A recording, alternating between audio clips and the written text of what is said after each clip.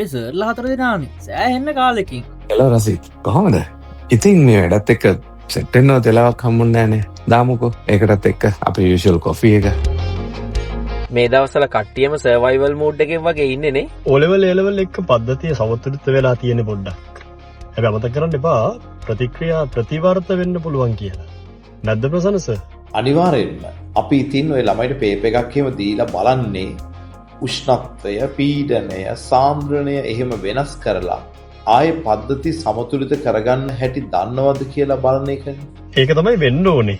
Exam එකේදී ඕක ඕන තරම් වෙනවනේ. පුරුද්දක් නැති වුනහම තමයි සමතුලිත පද්ධතිය අසමතුලිත වෙලා යන්නේ. අනිවාර්යෙන්.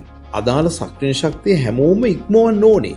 අමාරු අයටත් උත්ප්‍රේරක දාලා හැමෝම ගොඩ දාන ප්ලෑන් එකක් තමයි අපි ගාව තියෙන්නේ. මේ දරුවන්ට තියෙන්නේ පොඩි පොඩි දෝෂ ටිකක්.